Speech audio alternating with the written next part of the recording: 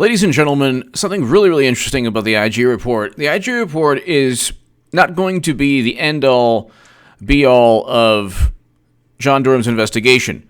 The investigation will go past this election. So check out my last segment prior to this one. The investigation is going to go past this election, but it's really interesting. The IG report finds out, this is the Daily Caller, the IG report, DOJ watchdog addresses at least one of the theories about Joseph Mifsud in an upcoming report.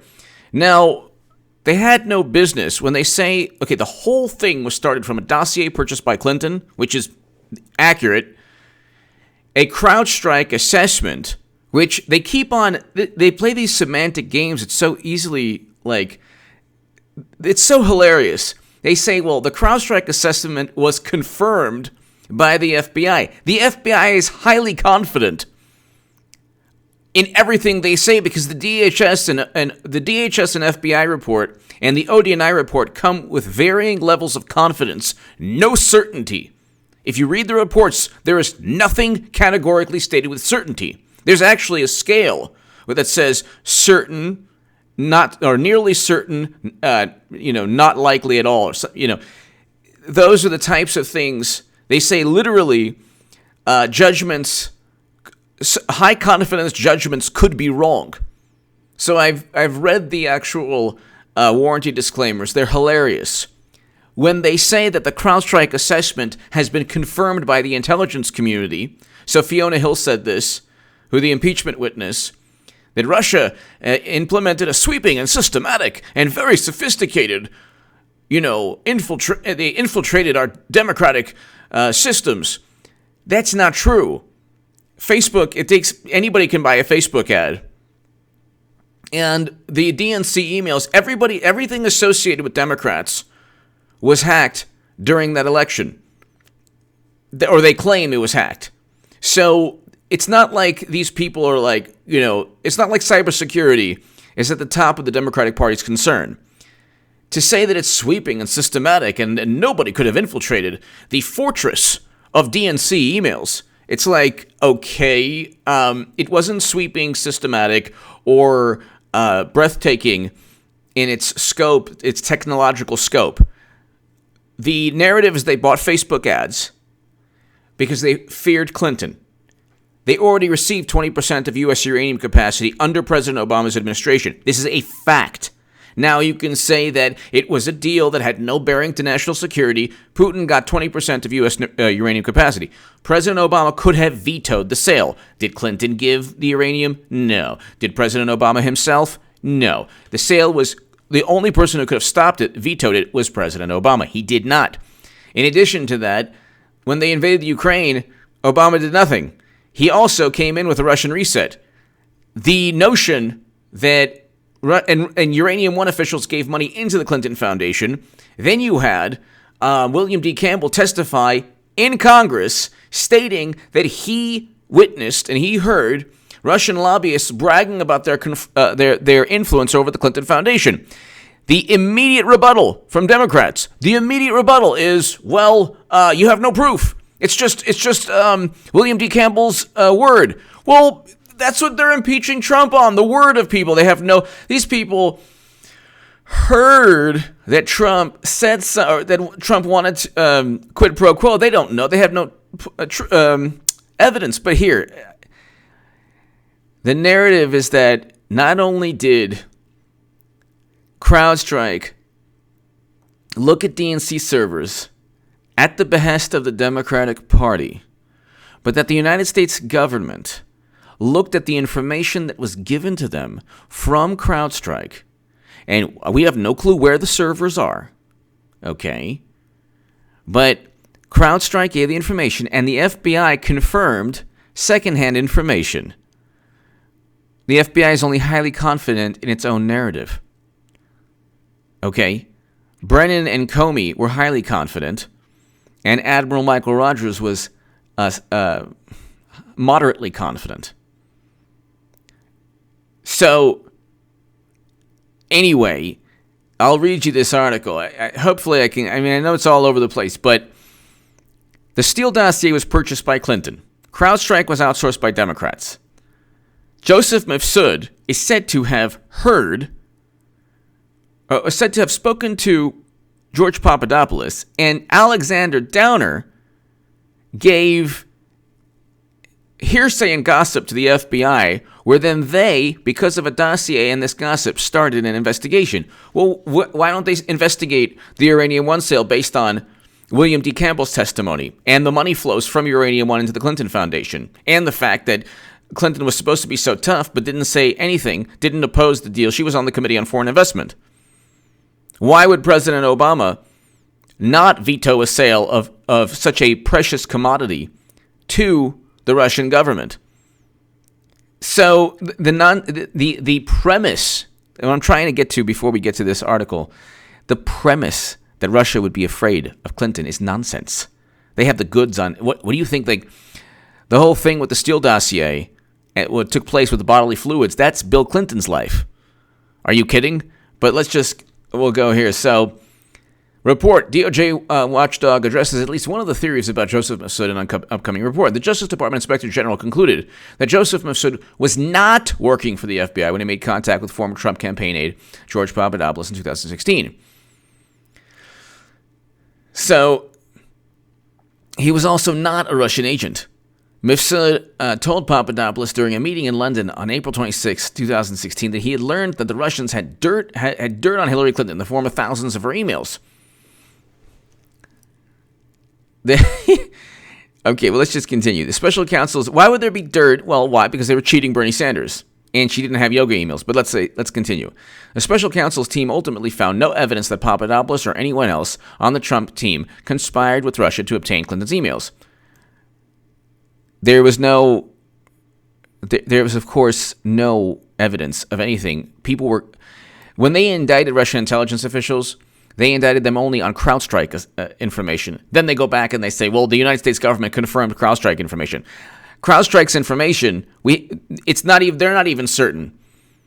CrowdStrike is not certain. Or I should say, even if they were certain, that's a third-party firm with a conflict of interest, outsourced by Democrats, to spread a specific narrative. It would be the equivalent of Paul Ryan at the Republican Party outsourcing a third-party tech firm to say that another country hacked the RNC because they were so afraid of the Republican candidate and they loved the Democratic Party candidate. But let's continue. The Justice Department's Inspector General has reportedly concluded that a Maltese professor who established contact in 2016 with Trump campaign advisor George Papadopoulos was not an FBI informant. The report about the Inspector General's findings do not say whether Inspector General Michael Horowitz found evidence to support a competing theory about Mifsud that he was a Russian agent. The special counsel's team suggested in a court filing in its final report that Mifsud was suspected of working on behalf of Russians when he made contact. So, suggested they have no proof. So this could have been disinformation. Just like they say, even Dr. Fiona Hill stated, the impeachment witness said, the Steele dossier was meant to be divisive and probably full of misinformation or disinformation from the Russian government. Guess who utilized that to start 3 years of an investigation to Trump? The FBI. Comey, Strzok, McCabe, Clapper, Brennan, all the other agencies.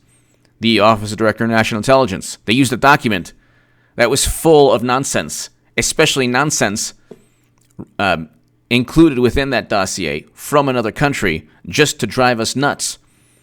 But Democrats don't care. They needed a pretext. The FBI and Clapper and Brennan needed a pretext to go after Trump because they didn't like his foreign policy. They were beholden to the Democratic Party machine. Now they're on MSNBC and CNN as commentators. They're always getting published by the New York Times, the Washington Post. Okay, there are all these irregularities. You have Peter Strzok saying we will stop Trump. I mean, it's pretty. You have Kevin Kleinsmith now who falsified documents, we find out. So let's continue. 2 U.S. officials said Horowitz scrutinized Mifsud's activities in 2016 as part of an investigation into the origins of the Trump-Russia probe. So, Horowitz is expected to release a highly anticipated report on December 9th. Sources said Horowitz found evidence that an FBI attorney altered documents that were used to obtain surveillance warrants against Carter Page.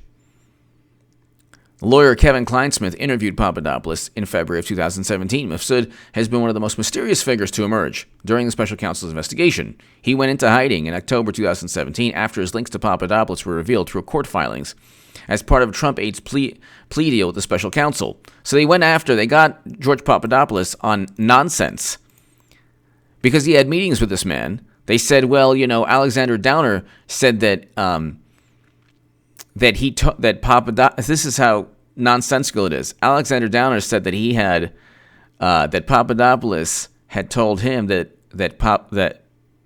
he had dirt. No. Alexander Downer said that Papadopoulos had told him that Mifsud had information damaging to Clinton and that he had dirt on Clinton. Mifsud then backtracks that and said that's not true. Mifsud and Downer were never interviewed, did not testify, never testified before Congress. Why is that? Natalia Veselnitskaya and Glenn Simpson were never interviewed by the Mueller probe. Why is that? Because the whole thing's nonsense. That's why when Mueller was asked, oh, well, do you know who Glenn Simpson is, the guy who eventually helps create the Steele dossier? Oh, I don't know. The whole thing's nonsense. But if you can follow this, I'm going in every direction possible, but let's continue. Papadopoulos has said that Mifsud told him during a meeting in London on April 26, 2016, that the Russian government had dirt on former Secretary of State Hillary Clinton in the form of thousands of her emails. Papadopoulos, who pleaded guilty in the special counsel's probe to lying about the timeline of his interactions with Mifsud. See, it's like ridiculous. A timeline of interactions. What does that have to do with working with the Russian government? Had nothing to do with that. He didn't know the date, and then they say, okay, he's lying. McCabe lied with intent to deceive, and we're waiting for William Barr to actually indict this person who, if you indict McCabe, that has directly to do with all of this. Lying about a timeline of interactions, he forgot the date of an email. But here, has alleged the mysterious professor was part of a setup involving Western intelligence agencies. Papadopoulos and Mifsud stayed in contact for several months through the campaign. Mifsud introduced Papadopoulos to a woman he falsely said was Russian President Vladimir Putin's niece. He also put Papadopoulos in contact with Ivan Timov, he's a Russian scholar. Okay.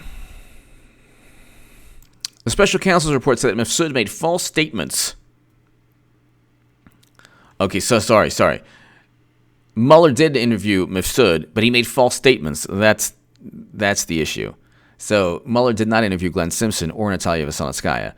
But the special counsel's report said that Mifsud made false statements of his own regarding his interactions with Papadopoulos. The report also said that Mifsud appeared to have drafted and directed emails that the woman he falsely said was Putin's niece sent to Papadopoulos. Unlike Papadopoulos, the special counsel did not charge Mifsud. Gee, I wonder why.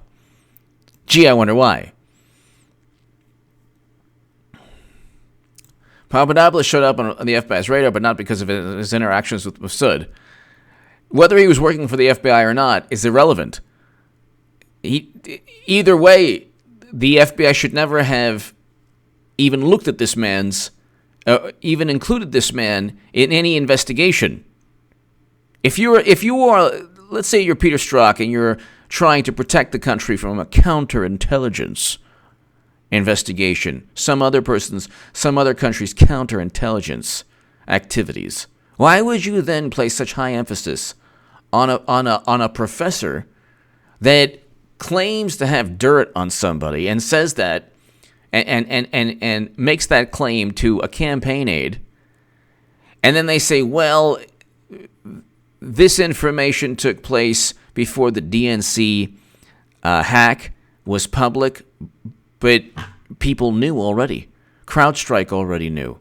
People had already known. Why would you assume that people within Washington wouldn't have found out? Anyway, the whole thing's nonsense. The Australian government passed the memo to the U.S. authorities after the DNC emails of July 22nd, 2016. So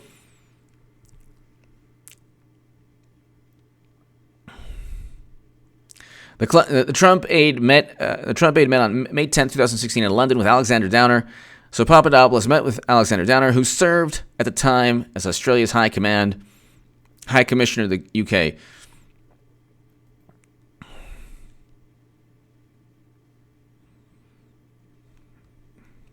Okay, so what? The Australian said in a memo he wrote after the meeting that Papadopoulos said the Russians might release information that could help the Trump campaign closer to the election. Why would the information help the Trump campaign? Because they cheated Bernie Sanders. That's what this is all about. That's what this entire thing is about. So Horowitz is saying, well, I didn't get a signed memo saying we wanted to undermine Trump. Well, you don't need a signed memo. You have this nonsense. They should never have used Alexander Downer or Mifsud or CrowdStrike. There's conflicts of interest everywhere. And if you use that to start an investigation to Trump, why not use William D. Campbell? His testimony, he actually did work for the FBI. So Mifsud's disappearance is fueled theories. This is why he shared the email tip to Papadopoulos. Passed the memo to the authorities after. Okay, so the FBI opened up Crossfire Hurricane, the code name for. But they were already. Mifsud backtracked and said that he never stated anything. So, who's lying? Is Downer lying? Somebody's lying. Mifsud was already lied to the special counsel, it says here, and I misspoke. So they did interview Mifsud, and he already lied, but they didn't indict him. And furthermore, not only did he lie about that, but it's like they have no evidence other than hearsay and gossip. It's unclear what evidence Horowitz looked at as part of his Attorney General William Barr reportedly visited Italy, where Mifsud is in hiding.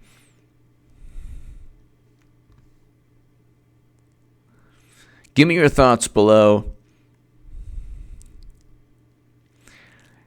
So they say, well, he's not in charge with any intelligence agencies, Western or Russia.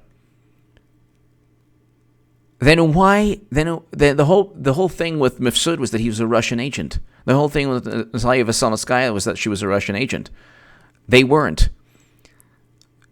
If Alexander Downer says that Mifsud told Papadopoulos about the DNC emails before it happened, Mifsud said he never said that. So is Alexander Downer lying? The whole thing's nonsense. So the IG report basically addresses this.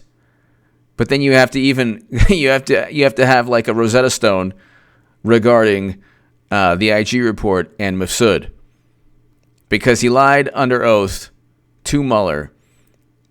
He then backtracked and said that he never told Papadopoulos anything regarding the DNC emails, which then points to Alexander Downer and why he would say that Mifsud told, and why he would say that Papadopoulos told him that he had heard from Mifsud